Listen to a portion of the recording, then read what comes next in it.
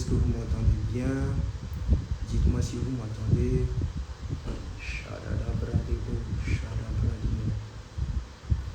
Si vous m'entendez, dites-moi s'il vous plaît.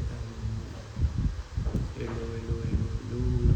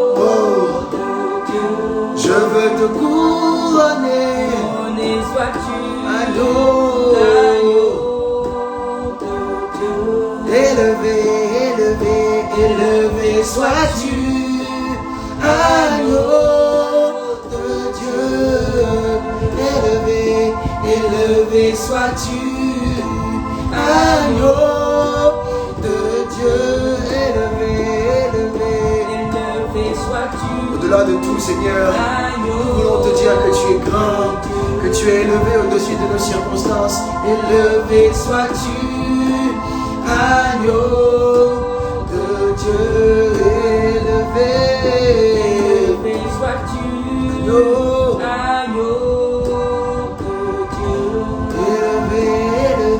élevé sois-tu, agneau. Tu élèves la voix, élève la voix en esprit. Parle, Seigneur. Connecte-toi à l'esprit. Élevé sois-tu, agneau de Dieu. Élevé sois-tu, agneau de Dieu.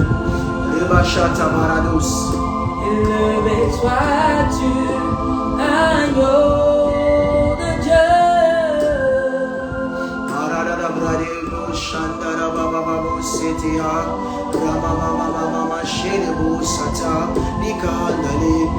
Rababa shende la basuta rabaredo sakayara le maru seta bradale rababa sintile maru shata la barada bouche sintile brada bouche le massa paradale.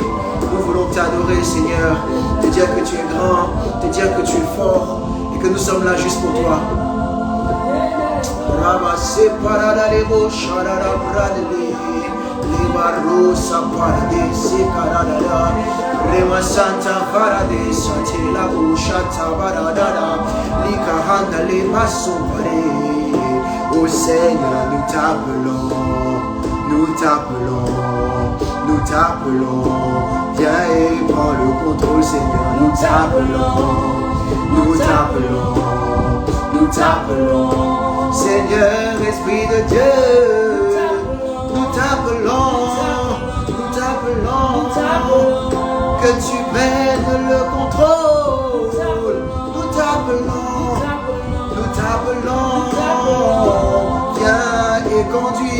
Seigneur. Nous t'appelons, nous t'appelons, nous t'appelons, Esprit de Dieu. Viens Seigneur, conduis toutes choses, utilise-nous, fais ce que tu as prévu de faire Seigneur. Nous t'appelons, nous t'appelons, nous t'appelons, nous t'appelons. Yelebo Shanta Parades. Shekinah, Shekinah, remplis le temps que je suis.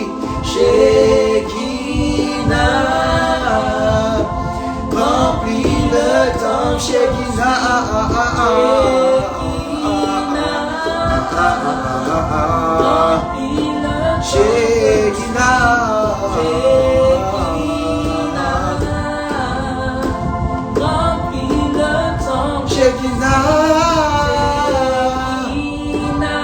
remplis le temps.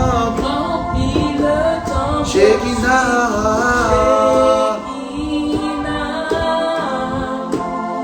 nous soupirons donc après la Shekinah, la Shekinah, la Shekinah, qu'elle remplisse ce lieu, nous voulons Shekinah, la Shekinah, la Shekinah, qu'elle nous fasse du bien, nous voulons Shekinah, la Shekinah, la Shekinah, qu'elle remplisse ce lieu, la Shekinah, la Shekinah, la Shekinah, nous voulons que tu nous touches Seigneur, encore une fois, oh,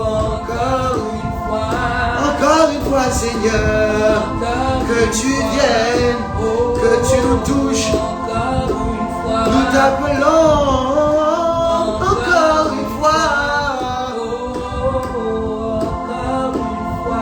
encore une fois, Seigneur, c'est notre désir, c'est notre soupir, nous voulons soupirer après toi en disant, oh, yeah, papa, oh, yeah, papa, oh, yeah, papa, oh, yeah, papa, oh, yeah, papa, oh, yeah, papa, oh,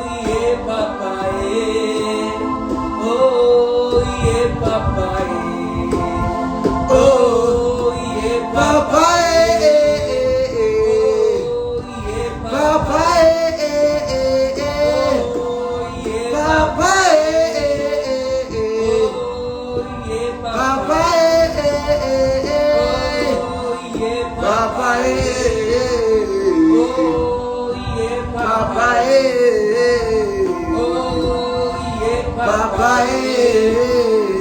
oh, yeah, papa, fais-nous du bien, Seigneur, encore une fois, Seigneur, encore une fois, oh,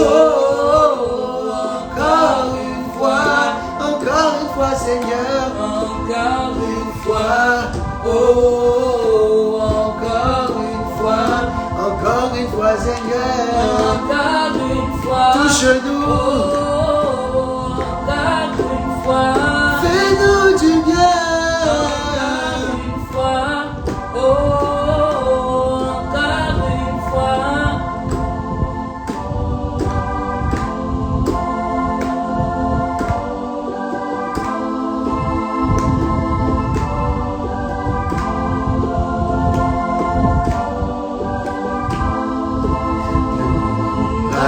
Rassasierons du bonheur de ta maison, de la sainteté,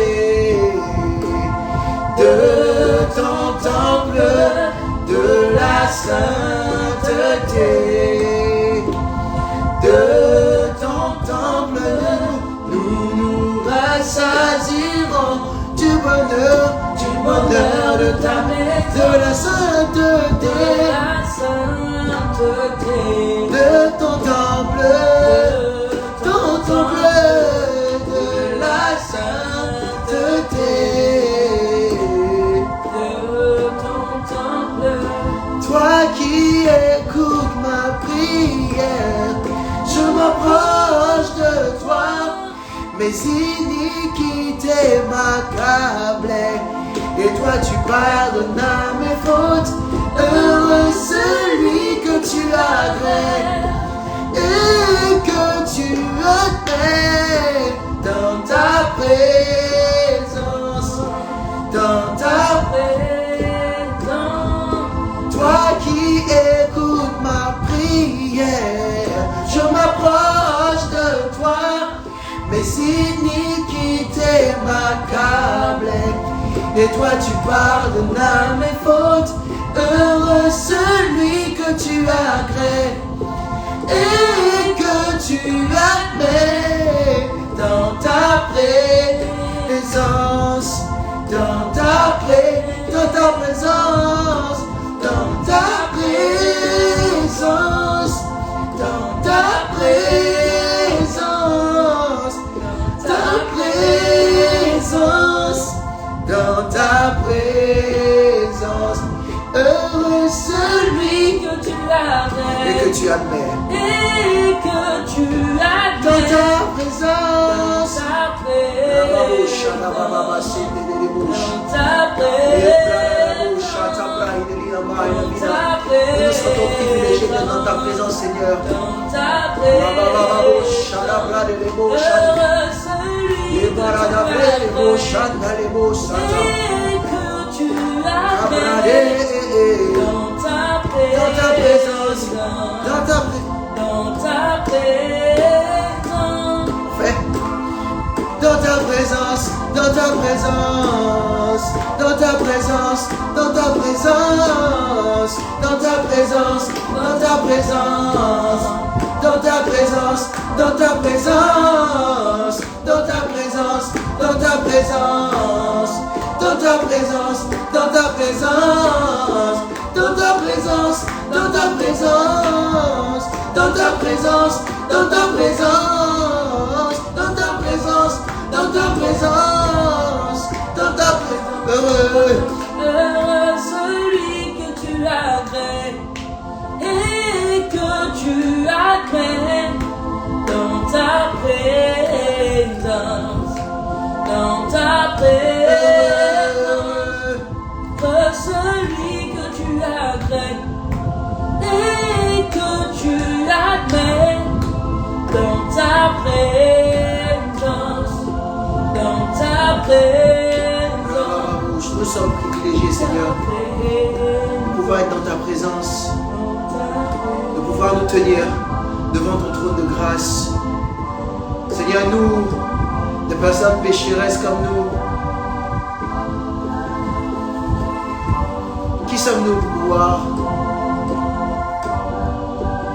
aspirer à être devant toi? Mais Seigneur, tu nous as fait la grâce par le sacrifice de la croix de Jésus. Et nous voulons te dire merci. Conduis ces instants, fais ce que tu as prévu de faire. Ne me laisse pas parler pour dire ce que tu n'as pas prévu que je dise. Ne me laisse pas, camarado, charabradibus, faire ce que tu n'as pas prévu que je fasse. Mais Seigneur, parle-nous, parle-nous. Ton peuple est là et ton peuple a soif. Utilise-moi comme un canal. Cabaradibus, larabradibus. Dans le nom de Jésus, nous disons Amen. Amen. Amen. Amen.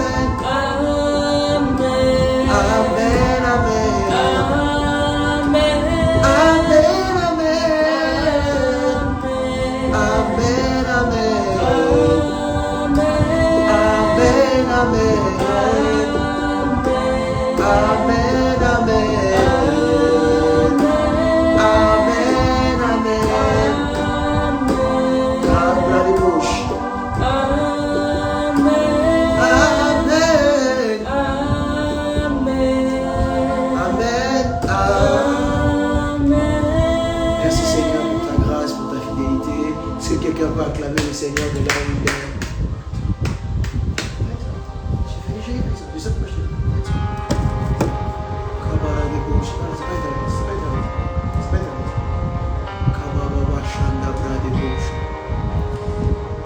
Merci Seigneur.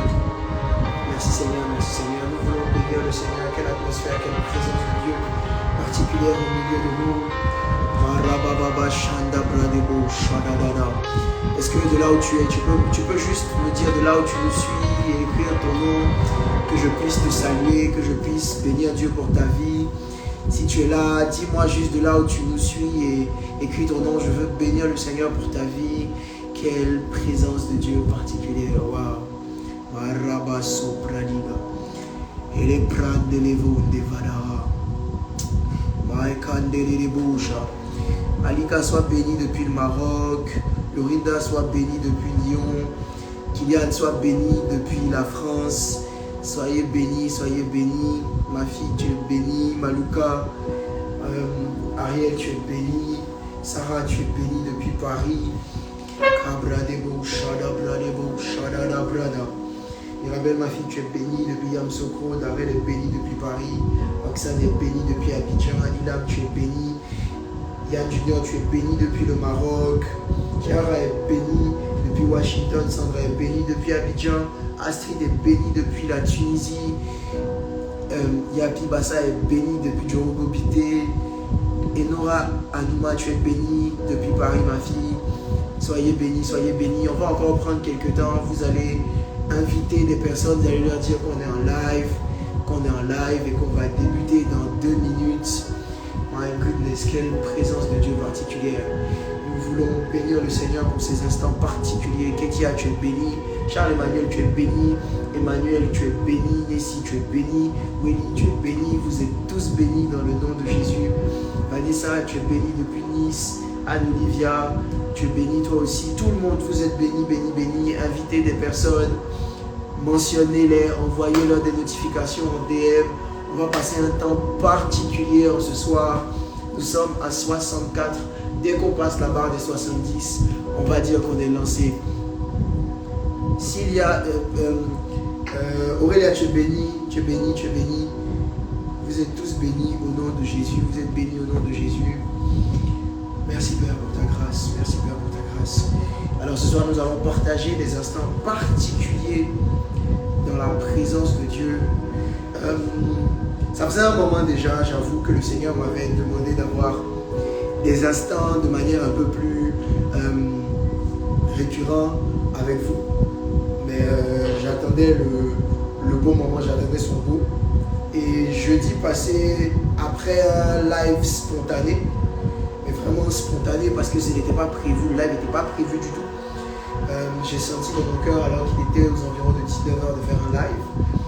Et le Seigneur m'a dit que c'était le début de quelque chose qui allait se faire de manière récurrente. Et donc, vous m'avez demandé, vous aussi, d'avoir ces instants-là avec vous. Donc, nous allons partager ces moments-là. Et la série sur laquelle nous allons commencer est intitulée Reprogrammation. Est-ce que tu peux écrire en commentaire reprogrammation? Re-programmation. Alors, avant qu'on ne commence, aujourd'hui, on va juste poser les bases de notre série, les bases de notre thème. Et nous allons, au fil des semaines, développer. Je pense qu'on en a au moins pour 1 mois et demi sur cette thématique qui, je crois, va venir pour changer quelque chose dans ta manière d'appréhender la vie chrétienne. Comme je le disais dans mon texte, en commentaire, quand j'ai annoncé la série, c'est que nous vivons la vie chrétienne aujourd'hui et nous sommes frustrés parce que nous avons l'impression de ne pas expérimenter le Dieu de la Bible à certains niveaux de notre vie. Et c'est dû à certains blocages et à certaines conceptions des choses que nous avons, certaines réalités qui sont devenues pour nous des vérités, mais qui ne le sont pas en vrai, qui se sont imprimées en nous et qui ont créé donc un système de pensée particulier. On va donc rentrer dans le vif du sujet, mais avant ça, je vais te demander des conseils d'usage. Je vais te demander d'avoir quelque chose pour noter, d'avoir ton stylo, ta feuille, ta tablette, whatever. Tu peux pas noter sur ton téléphone si tu me suis sur ton téléphone, mais prends quelque chose pour noter. La deuxième des choses, c'est que je vais te demander, avec toute l'humilité que je peux exiger ou demander de toi, même quémander de toi, d'écouter ces paroles-là, pas avec un esprit religieux. L'esprit religieux, c'est l'esprit de la logique. C'est l'esprit du... C'est comme ça depuis que je suis né. C'est ce qu'on m'a dit depuis que je suis petit. En fait, je veux te faire comprendre que la vie chrétienne est devenue une religion à un certain moment parce que on nous a enseigné des choses qui sont devenues pour nous des traditions. Alors que l'Esprit de Dieu, il est comme le vent. La Bible dit on ne sait d'où il vient ni où il part. Et la Bible est capable de dire, c'est Jésus qui parlait aux pharisiens, alors que ceux-ci lui ont demandé, la Torah nous dit qu'on peut répudier nos femmes. Et Jésus a dit, il n'en était pas ainsi au commencement. Et je pense qu'il y a beaucoup de choses qui n'en étaient pas ainsi au commencement, qui se sont installées en nous et qui ont créé en nous une certaine manière de voir les choses, alors que la vérité, c'est que les lunettes que tu portes vont définir la vue que tu as. Ça a créé en nous des lunettes et une manière de voir notre perception des choses définit nos perspectives. Alors, cette série-là vient comme pour te reprogrammer d'une manière différente, pour te reconnecter à la pensée originelle de Dieu, à la pensée originelle de Dieu. Donc, je te demande vraiment de m'écouter et de me suivre avec beaucoup d'attention, avec beaucoup d'humilité, de ne pas faire le sachant. Nous tous, on apprend, même moi, le Seigneur m'a appris et m'a instruit pendant que je recevais cet enseignement-là, qui est le fruit j'ai envie de dire, on est en 2022 aujourd'hui, de 7 ans de marche avec le Seigneur. C'est peut-être pas beaucoup, mais depuis 7 ans, je marche avec le Seigneur et depuis 5 ans en particulier, je suis berger. Donc, c'est venu de toutes mes expériences avec le Seigneur et des questions que des personnes qui se posaient, des personnes que le Seigneur m'a fait la grâce de shepherd, sur lesquelles nous sommes établis comme berger, les questions qu'ils m'ont posées par rapport au blocage qu'ils avaient dans leur vie. C'est la suite de ces choses-là qui m'a conduit à avoir cet enseignement-là qui s'appelle reprogrammation. Alors, attache ta ceinture si on a compris les conseils d'usage. S'il y a une parole qui te marque, écris-la en commentaire. N'hésite pas à dire Amen de là où tu es, d'écrire Amen, de réagir en commentaire. On prêche ensemble. Et puis, je vais me faire fort d'avoir 30 minutes d'intervention. Et ensuite, on pourra prendre quelques questions. On va prendre quelques questions et on va discuter et on va prier ensuite. Et le Seigneur nous fera énormément de bien. Vous êtes bénis. Alors Seigneur, je prie que tu fasses ce que tu as prévu de faire en ce soir. Seigneur, pas ma volonté, pas mon agenda, mais seulement le tien. Je veux m'effacer, je veux diminuer afin que tu fasses et que tu bénisses ton peuple. Au nom de Jésus. Amen. Amen. Amen. Alors, on va commencer donc notre message. Alors, je vais partir de la volonté originelle de Dieu. La Bible commence par Genèse chapitre 1, le verset 1. Au commencement, Dieu créa le ciel et la terre. Dieu créa le ciel et la terre. Ah, excusez-moi, j'ai fait un père particulier. Je veux bénir le Seigneur pour la vie de mes pères spirituels, Pasteur Charles Arthur, Pasteur Reine Ayébier, son épouse, Pasteur Mohamed, qui nous permettent donc de pouvoir tenir ce genre de moment. Nous bénissons le Seigneur pour leur vie, pour leur apport et leur manière de me bâtir au nom de Jésus. Amen. Donc, Genèse chapitre 1, le verset 1, la Bible dit au commencement, Dieu créa le ciel et la terre. Donc, la Bible commence, l'histoire de l'humanité, en tout cas telle que nous l'avons, selon la Bible, commence par, au commencement, Dieu créa le ciel et la terre. Sauf que la vérité, c'est que quand Dieu crée le ciel et la terre, Dieu n'avait aucunement prévu de gérer ou d'administrer la terre en particulier. Dieu n'avait pas prévu d'administrer la terre en particulier. La vérité, c'est que le ciel n'est même pas la maison de Dieu. La Bible nous dit en Ésaïe chapitre 66, le verset 1, Ésaïe chapitre 66, le verset 1, je lis dans la version Parole de vie, voici ce que le Seigneur dit. Le ciel est mon siège royal et la terre est le lieu où je pose les pieds. Quelle maison est-ce que vous pouvez me bâtir? Quel est le lieu où je peux habiter? Donc, le Seigneur dit lui-même, le ciel est mon siège royal et la terre est le lieu où je pose mes pieds. La version Louis II dit, les cieux sont mon trône et la terre est mon marchepied. Alors, Dieu a créé le ciel pour que le ciel ne soit pas l'endroit où il habite, mais que le ciel soit son centre d'opération. Amen. Que le ciel soit son bureau. De la même manière que Monsieur le Président de la République de Côte d'Ivoire, son Excellence M. Alassane Dramane Ouattara, habite à sa résidence au Golf Hotel, dans les environs du Golf Hotel. Il a sa résidence au Golfe, mais il a le lieu où il dirige la Côte d'Ivoire qui s'appelle la présidence, qui se trouve au plateau. De la même manière, quand Dieu a créé le ciel, Dieu a créé le ciel pour que le ciel soit uniquement l'endroit où il va diriger la terre. Okay? Et il habite lui-même une lumière qui est inaccessible.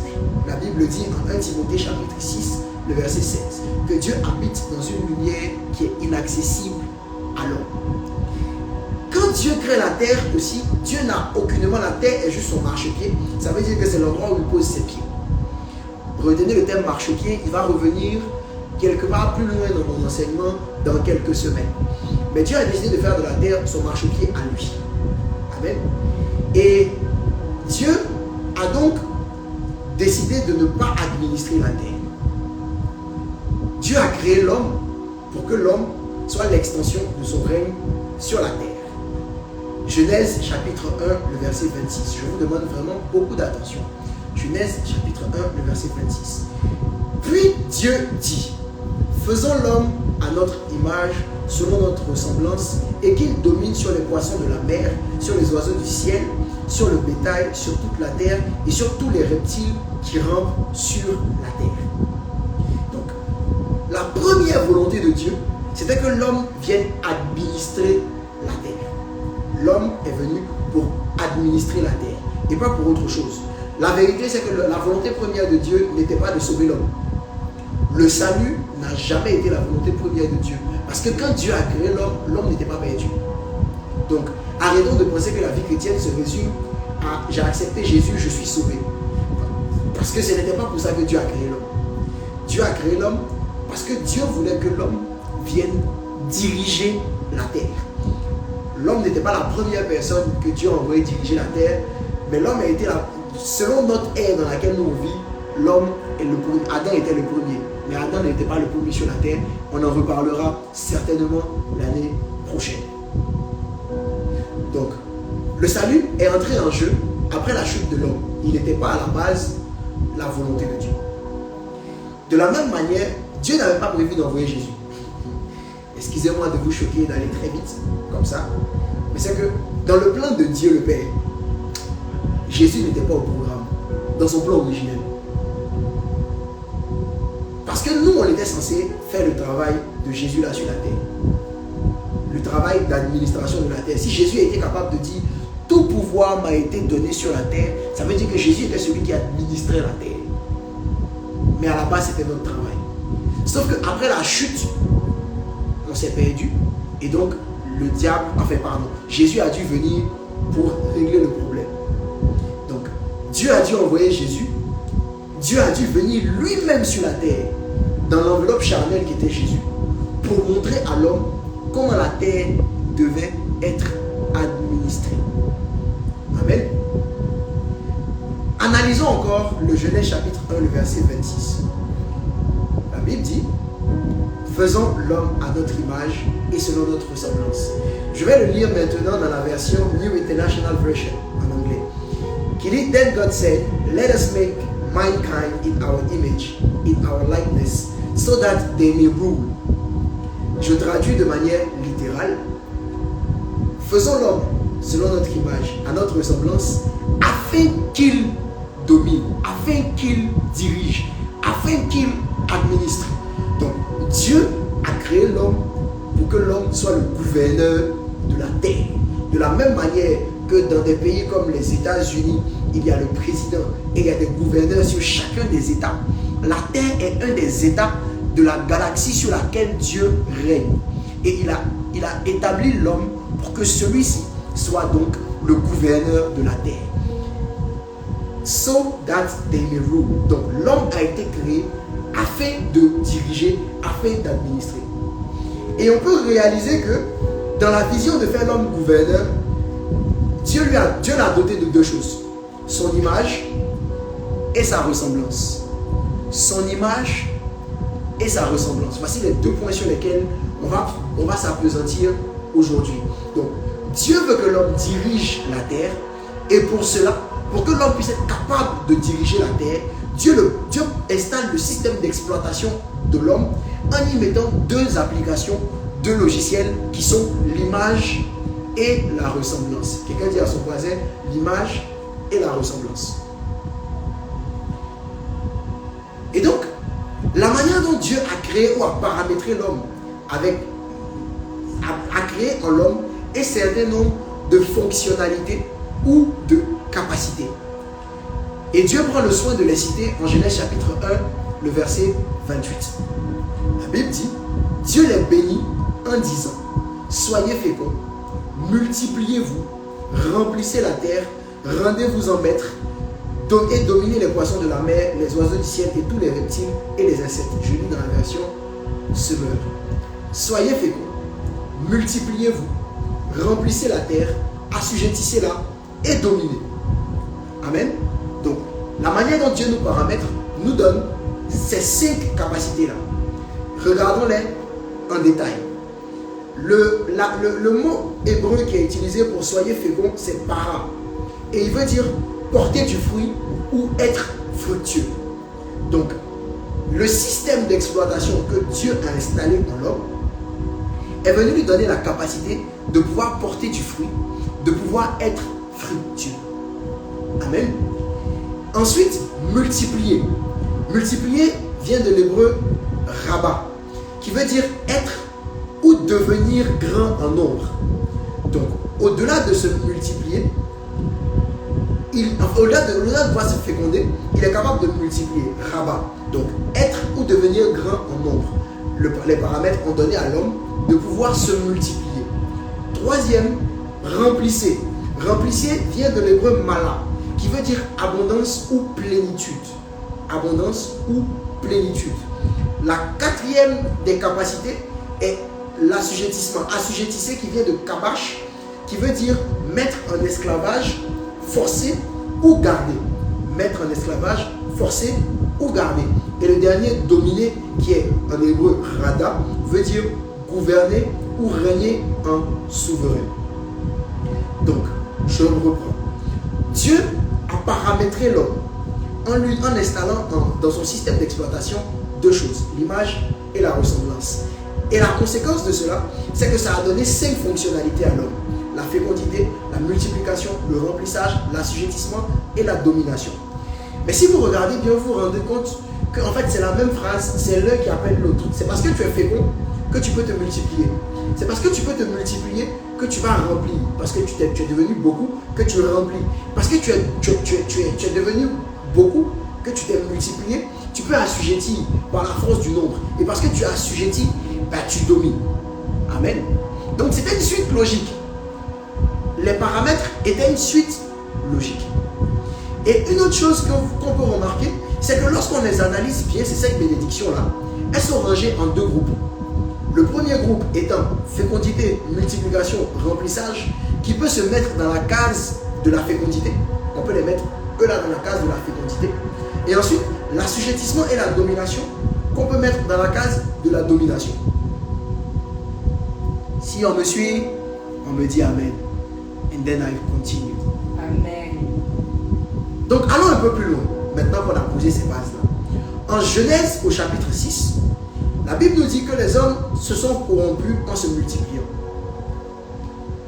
Et la conséquence directe, c'est que Dieu a décidé de retirer son esprit de l'homme. On est en Genèse chapitre 6. Prenons donc Genèse au chapitre 6.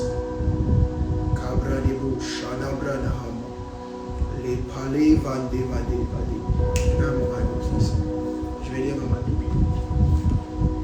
Donc, Genèse au chapitre 6 nous dit, je lis dans ma version, avec le temps, lorsque les hommes commencèrent à se multiplier sur la terre et que des filles leur naquirent, les fils de Dieu virent que les filles de l'homme étaient belles et ils se prirent des femmes, celles qu'il choisirait. Adonai dit, mon esprit ne demeurera pas toujours dans les êtres humains, car ils sont aussi de chair. C'est pourquoi la durée de leur vie sera de 120 ans. Donc, la Bible nous dit que parce que l'homme a été corrompu, Dieu décide deux choses. C'est que son esprit ne va pas lutter indéfiniment avec les hommes, ou son esprit ne va pas demeurer éternellement dans l'homme, mais qui va limiter la durée de leur vie à 120 ans. Donc, Dieu dit ces choses-là. Il faut qu'on réalise une chose, c'est que quand Dieu parle de son esprit, il ne parle pas du souffle de vie.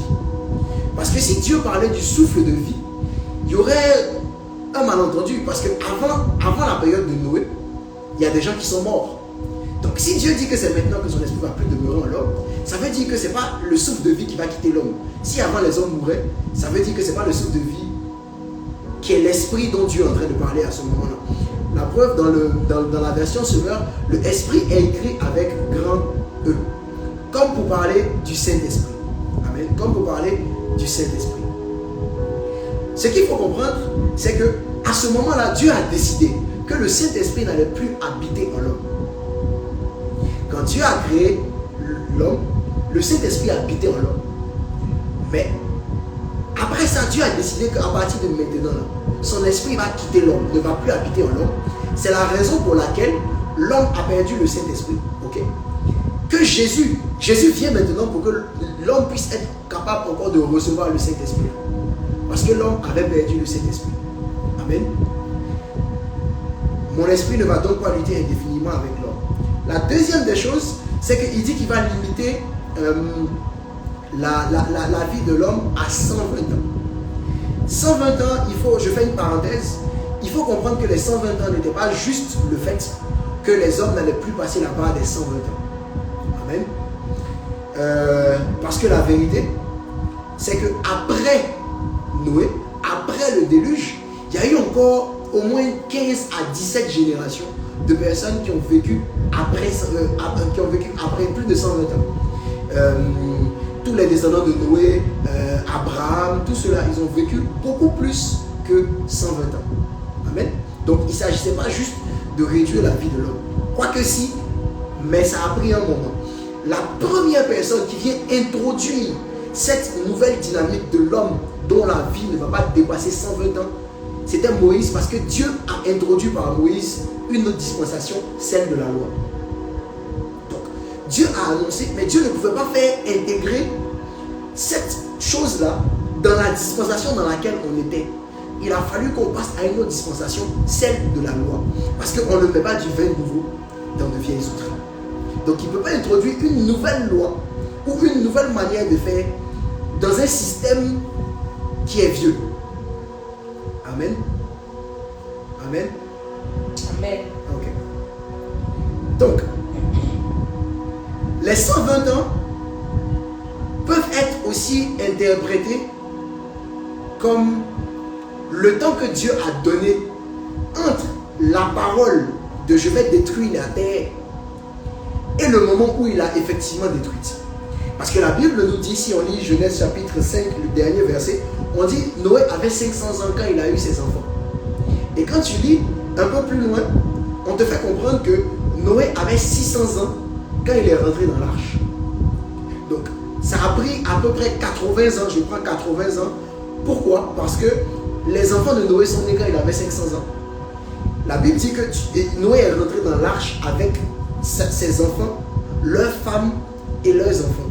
Ça veut dire que les enfants de Noé qui sont nés quand il avait 500 ans ont eu le temps eux aussi de se marier et d'avoir leurs propres enfants.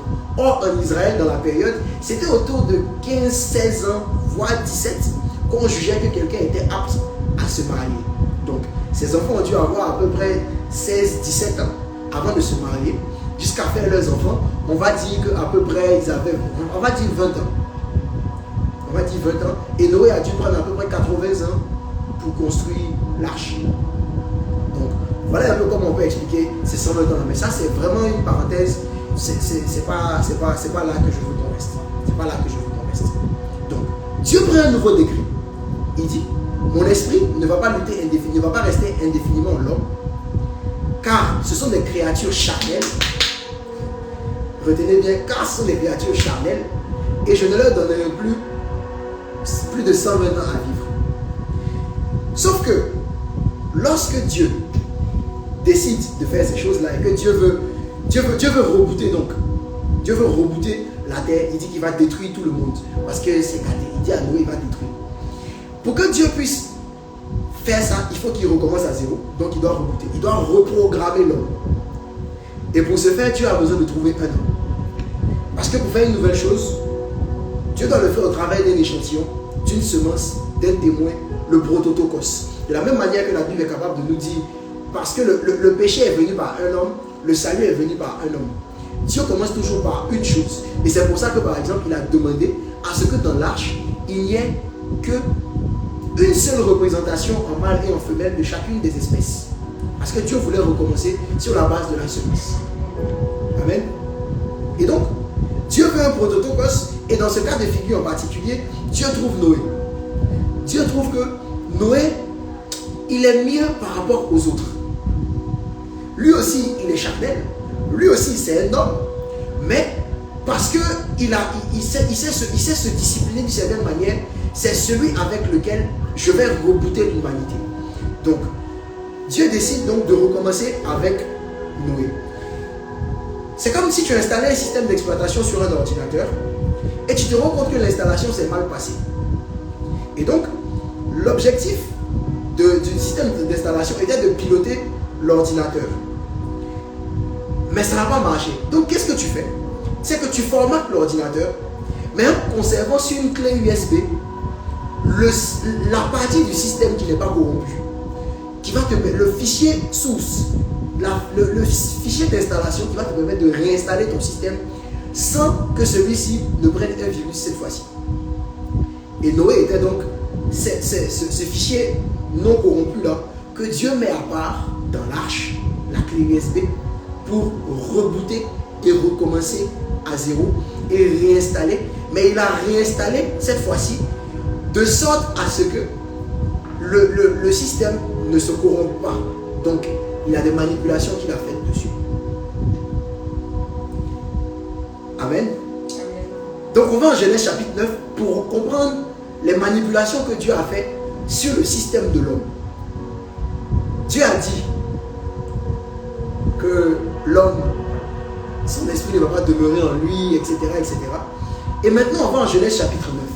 Et en Genèse chapitre 9, la Bible dit, verset 1, la Bible dit, Dieu bénit Noé et ses fils et leur dit, soyez féconds, multipliez-vous et remplissez la terre.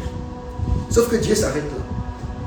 Soyez féconds, multipliez-vous et remplissez la terre. On se rend compte que entre la première fois où Dieu programme l'homme et la deuxième fois, il y a deux capacités qui ont disparu. L'assujettissement et la domination.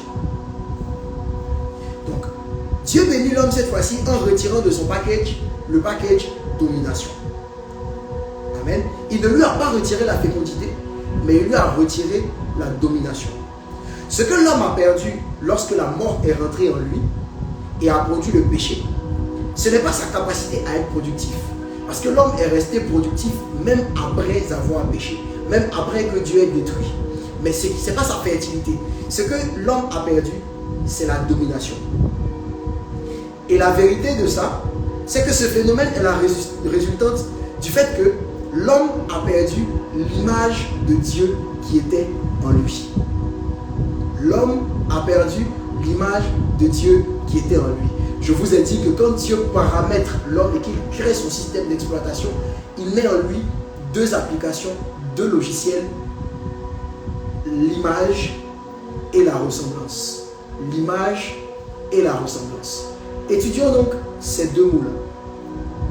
La ressemblance vient de l'hébreu démout, qui veut dire en traduction littérale similitude, qui veut dire comme. Or, la vérité, c'est qu'on ne parle de ressemblance que lorsqu'on est sûr d'avoir affaire à deux choses qui sont intrinsèquement différentes. Si on compare les similitudes de deux choses, c'est parce qu'on est sûr qu'on n'a pas affaire à la même chose deux fois. Je ne sais pas si on se comprend.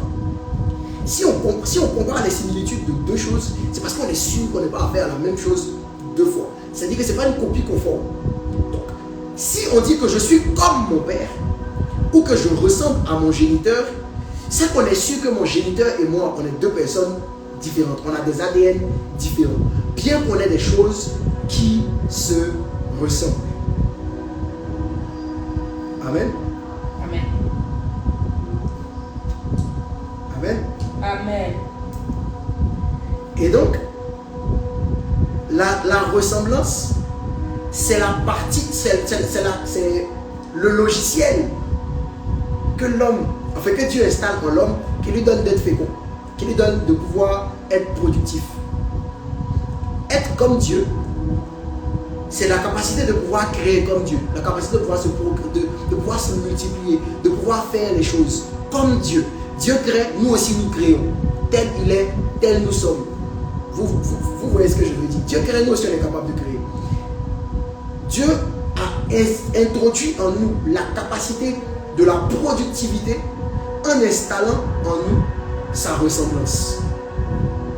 Maintenant, regardons l'image. L'image vient de l'hébreu tselem. Tselem, qui veut dire simulacre. Ce qui a l'apparence de ou encore ombre. Donc, simulacre ou ombre. La vérité, c'est que si tu vois mon image, c'est que tu me vois. En ce moment, pendant que tu es en train de regarder ton écran, tu es en train de voir mon image, mais en fait, c'est moi qui suis en train de te parler. Donc, tu vois mon image, mais il se peut que ce soit sous un format différent. Donc, c'est moi sous une forme différente. La preuve, mon ombre, c'est moi, mais c'est projeté autrement. Il n'y a pas d'ombre sans corps lui-même. Amen. Donc, quand on parle de l'image, c'est lui-même. Amen. Amen. Or, je t'ai dit que Dieu a dit en Genèse chapitre 6 que son esprit ne va pas demeurer en l'homme. Le Saint-Esprit étant Dieu sous une forme différente, alors l'image de Dieu qui a été installée en l'homme, c'est le Saint-Esprit. Donc, quand l'homme perd le Saint-Esprit, il perd de facto l'image de Dieu, qui, elle, est rattachée à la domination. L'image est rattachée à la domination. Amen. Donc, allons encore sur l'image. Quand l'homme pêche, en Genèse chapitre 3, il y a quelque chose qui se passe. Et en Romains 3, verset 23, la Bible est capable de dire, car tous ont péché, mais n'ont pas été privés de la productivité. Tous ont péché, mais n'ont pas été privés de la capacité de pouvoir créer des entreprises. Tous ont péché, mais n'ont pas été privés de la capacité d'avoir des enfants. Mais Romains 3, 23 dit, tous ont péché et ont été privés de la gloire de Dieu. Tous ont péché et ont été privés de la gloire de Dieu. Donc, ce que l'homme a perdu quand le péché est rentré en lui, ce n'est pas la ressemblance, mais c'est l'image. Parce que l'image, c'est le Saint-Esprit. L'image, c'est la gloire. Pourquoi est-ce que je dis que le Saint-Esprit, c'est la gloire? Allons en Exode chapitre 33, du verset 17 au verset 20. Moïse est en train de parler avec Dieu. Moïse parle à Dieu. Et Moïse dit à Dieu, Seigneur, si j'ai trouvé grâce à tes yeux, montre-moi ta gloire. Montre-moi ta gloire. Exode chapitre 33, le verset 17. Exode 33, le verset 17. Je lis dans ma version. Adonai dit à Moshe, je ferai ce que tu m'as demandé, car tu as trouvé faveur à mes yeux et je te connais par ton nom. Et Moshe dit, mais je t'en prie Seigneur, montre-moi ta gloire. Et la réponse de Jésus est très, très, très, très, très forte.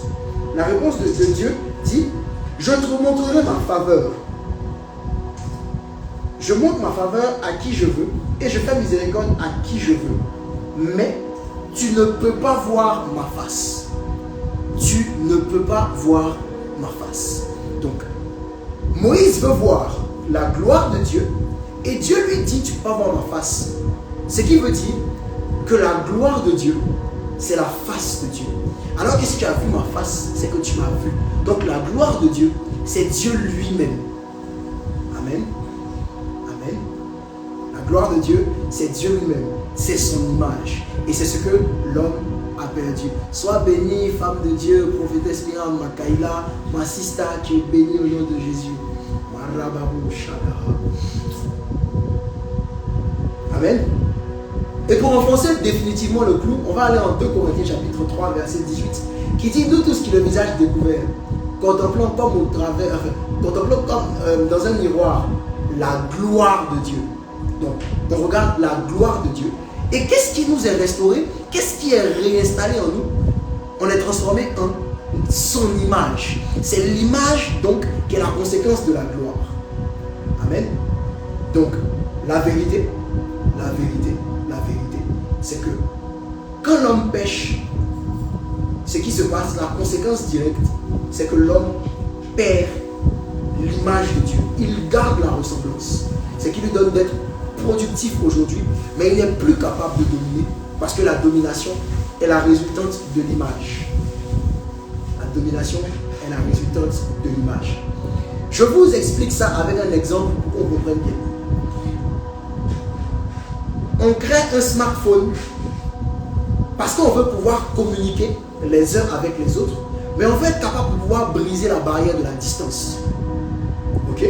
Donc, le créateur du smartphone, allons sur Apple, on ne va pas faire de publicité, mais bon, c'est pas grave. Quand il crée son téléphone, quand il crée les smartphones, ils installent dans le smartphone un système d'exploitation qui s'appelle iOS.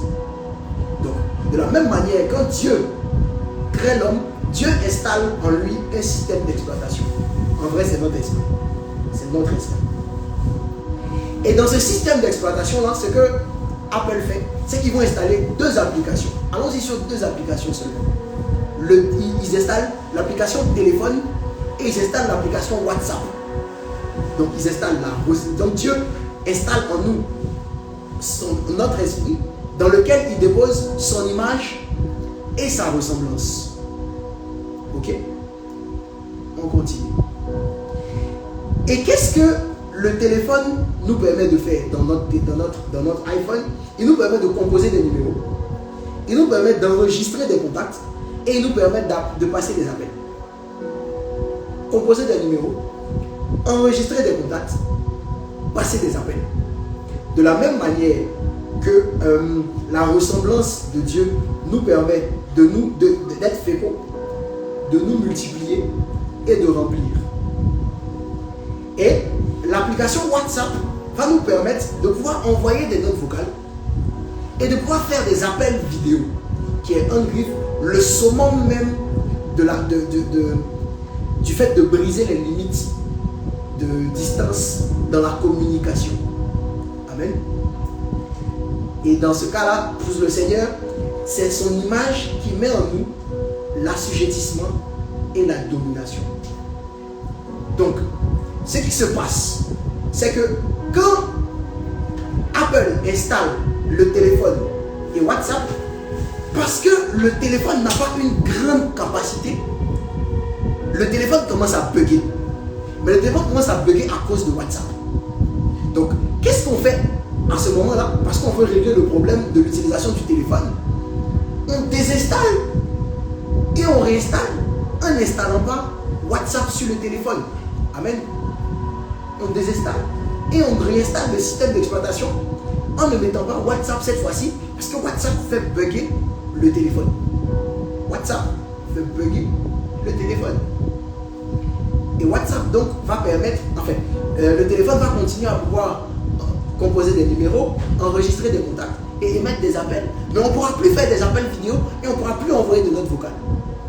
Jusqu'à ce qu'il y ait une mise à jour ou bien que l'utilisateur nous donne la possibilité, le système nous donne la possibilité d'acheter de l'espace sur iCloud qui va nous permettre donc de pouvoir réinstaller l'image. Et ça, c'est ce que Jésus est venu faire. Mais avant que Jésus ne vienne, parce qu'il fallait que l'homme continue de fonctionner,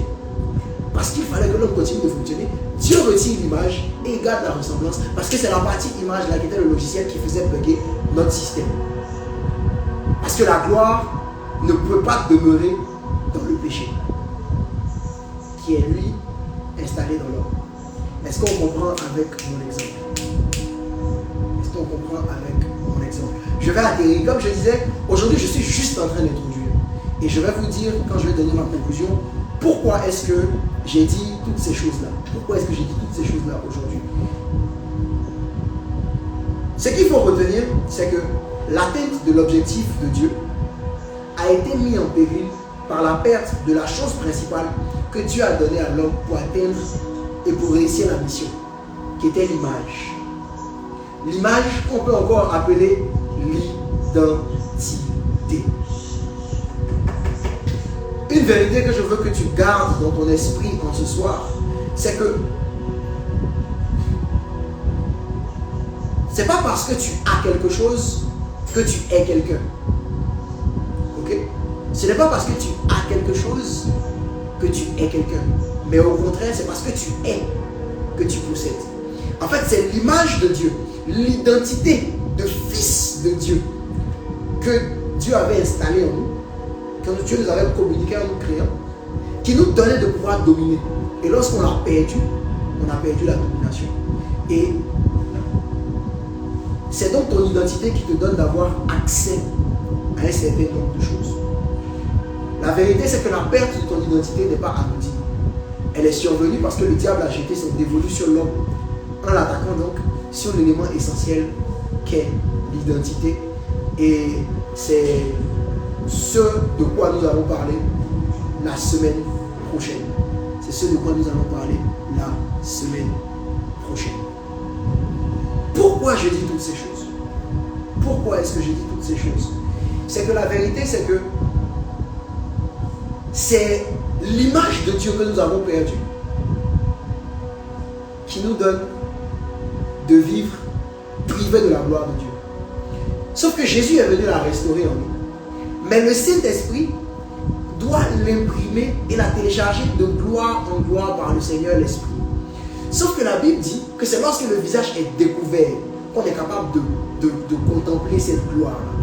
Mais il y a beaucoup de choses qui, du fait de la perte de l'image, sont installées en l'homme, qui nous empêchent de voir clairement ce que le Seigneur veut faire de nous et ce que le Seigneur a fait de nous et veut faire avec nous. Amen. Homme de Dieu, tu me demandes pour quelque chose que j'allais dire dans quelques semaines. C'est parce que l'arbre est un manguier que ses fruits seront des mangues.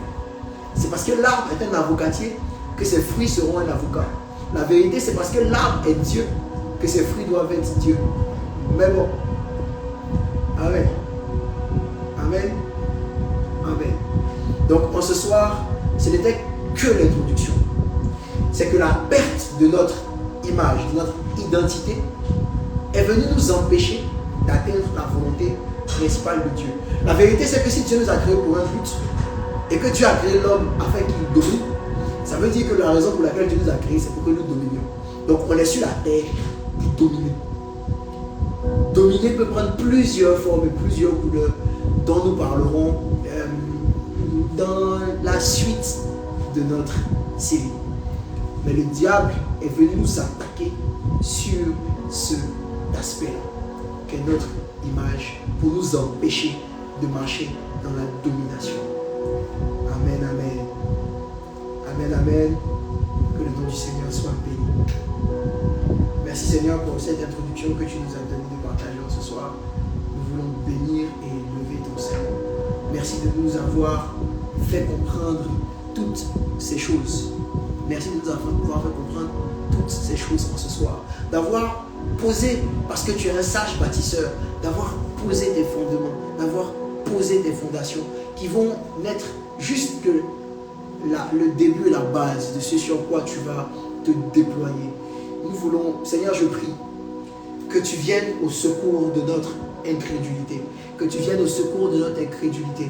Et que tu nous donnes de pouvoir commencer ce phénomène, ce voyage de reprogrammation de notre système, afin que nous puissions comprendre pleinement j'ai envie de dire ta volonté originelle pour nous, la raison pour laquelle tu nous as créés et ce que tu attends de nous, ce que tu as prévu que nous manifestions dans le puissant et le glorieux nom de Yeshua, le Messie. Que quelqu'un nous donne un bon Amen. Et on acclame le Seigneur de nous. Amen, amen, amen, amen. Waouh, waouh, waouh, waouh, waouh, waouh. Alors ce qu'on va faire pour cette première session, c'est que je vais prendre vos questions. Je vais répondre à certaines ce soir et je vais répondre aux autres certainement. Je suis sûr que la plupart de vos questions vont être la suite de mon enseignement. Parce que nous allons naviguer comme ça, comme j'ai dit, pendant à peu près 1 mois et demi sur cette thématique-là. Et Dieu nous fera énormément de bien. Alors si vous avez des questions, vous pouvez les écrire dans le chat. Si vous voulez aussi, vous pourrez les envoyer par mail. Pendant qu'on écrit mon adresse mail en commentaire, mon adresse mail étant yohantalmas@gmail.com.